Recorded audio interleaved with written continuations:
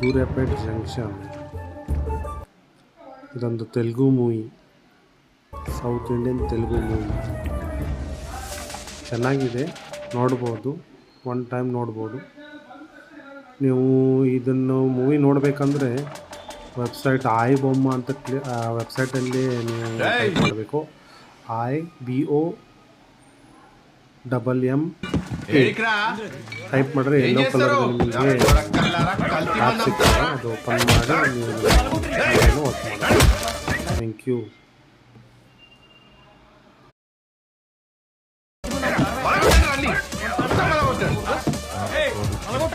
కల్తీ చేస్తారా